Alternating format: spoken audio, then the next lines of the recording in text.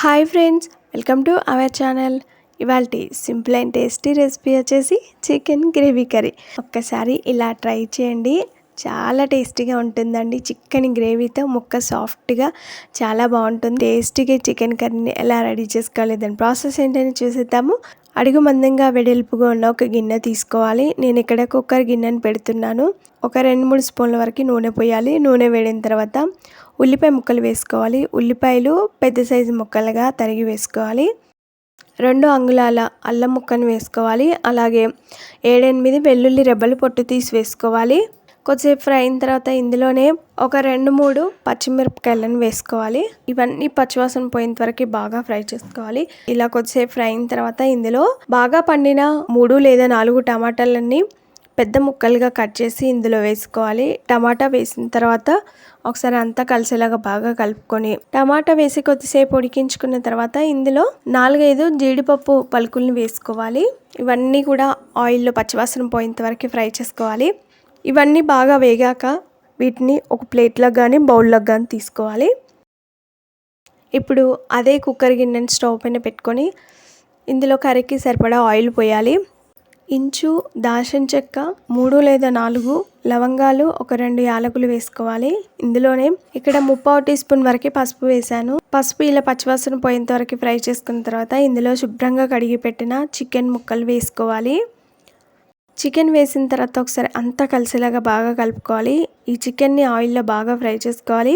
Chicken వేసిన తర్వాత ఇందులోనే 1 స్పూన్ వరకు ఉప్పు వేసుకోవాలి. ఇలా ఉప్పు ముందే వేయడం ద్వారా ఉప్పు అనేది చికెన్ ముక్కలకి పడుతుంది. మనం తినేటప్పుడు ముక్కలు చప్పగా లేకుండా చాలా రుచిగా ఉంటాయి. కుక్కర్పై మూతను మామూలుగా పెట్టుకొని దీన్ని ఆయిల్లో బాగా ఫ్రై చేసుకోవాలి. మధ్య మధ్యలో కలుపుకుంటూ ఉడికించుకోవాలి. ఇంకొక పక్కన గ్రేవీ కోసం మనం ఉల్లిపాయలు టమాటాలని ఉడికించుకొని వాటిని ఒక మిక్సీ జార్లోకి వేసుకోవాలి. పూర్తిగా చల్లారిన తర్వాతనే మిక్సీలోకి తీసుకొని మిక్సీపై మూత పెట్టి మెత్తని పేస్ట్ లాగా మిక్సీ పట్టుకోవాలి. ఇంకొక పక్కన చూడండి, చికెన్ కొంచెం ఉడికిన తర్వాత అందులో నుండి ఇలా నీళ్లు వస్తున్నాయి కదా, అందులో ఉన్న నీళ్లు ఆవిరయ్యేంత వరకు ఈ చికెన్ ముక్కలని బాగా ఫ్రై చేసుకోవాలి. అది ఉడికిన తర్వాత కొన్ని పుదీనా ఆకులను కూడా వేసుకొని ఒకసారి అంతా కలిసేలాగా బాగా కలుపుకోవాలి. ఇలా కొంచెం పుదీనా ఆకులు వేయడం ద్వారా ఆ ఫ్లేవర్తో చికెన్ కర్రీ చాలా బాగుంటుంది. మూత పెట్టి మధ్య మధ్యలో కలుపుకుంటూ ఉడికించుకోవాలి.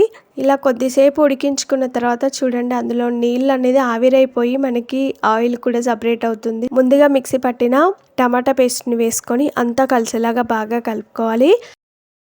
ఇక్కడ చూపించిన స్పూన్తో 1.5 స్పూన్ వరకు వేసానండి. మీరు కావాలనుకుంటే 2 స్పూన్ల కారం అయినా వేసుకోవచ్చు. నేను ఇక్కడ పెద్ద స్పూన్ తీసుకున్నాను కాబట్టి 1.5 స్పూన్ వరకు కారం పడుతుంది. మీరు ఎంత స్పైసీగా తినగలుగుతారో దాన్ని బట్టి కారం యాడ్ చేసుకోవాలి. కారం మగ్గేంత వరకు ఉడికించుకోవాలి. కుక్కర్పై మూతని మామూలుగా పెట్టుకొని కారం మగ్గేంత వరకు ఉడికించుకోవాలి. మధ్య మధ్యలో కలుపుతూ ఉండాలి, లేదు అంటే అడుగు తొందరగా మాడిపోతుంది. కొద్దిసేపు అయిన తర్వాత మూత తీసి అంతా కలిసేలాగా బాగా కలుపుకున్న తర్వాత ఇందులో గ్రేవీకి సరిపడా నీళ్లు పోయాలి. ఇలా గ్రేవీకి సరిపడా నీళ్లు పోసిన తర్వాత కుక్కర్పై మూతని మామూలుగా పెట్టుకొని ఈ గ్రేవీ తిక్కుగా ఇంతవరకు ఉడికించుకోవాలి.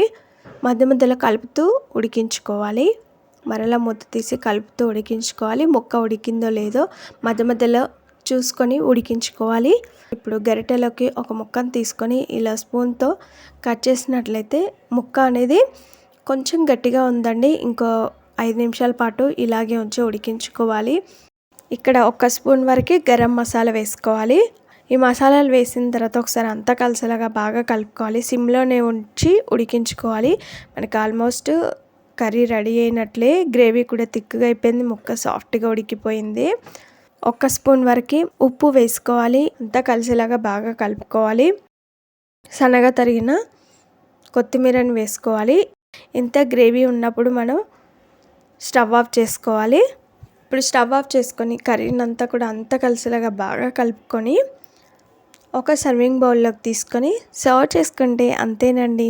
చూడడానికి ఎంతో కలర్ఫుల్గా, నోటికి ఎంతో కమ్మగా రుచిగా ఉండే చికెన్ గ్రేవీ కర్రీ అయితే రెడీ అయిపోయింది. ఎప్పుడు ఒకే స్టైల్లో కాకుండా ఇలా కొంచెం కొత్తగా ట్రై చేయండి. ఇది చపాతీ, రోటీ, పూరి, అన్నంలోకి అయితే అద్రిపోవాల్సింది. ఇక బగారా రైస్, చికెన్ కాంబినేషన్ అయితే అద్రిపోతుందండి. ఇక మాటలే రావు. చికెన్ గ్రేవీ కర్రీ మీకు నచ్చిందా? ఆలస్యం చేయకుండా ఒక లైక్ చేయండి. ఫ్రెండ్స్కి కానీ రిలేటివ్స్ కానీ షేర్ చేయండి. మీరు ఈ కర్రీ రెసిపీని తప్పక ట్రై చేయండి. Thanks for watching. Bye bye.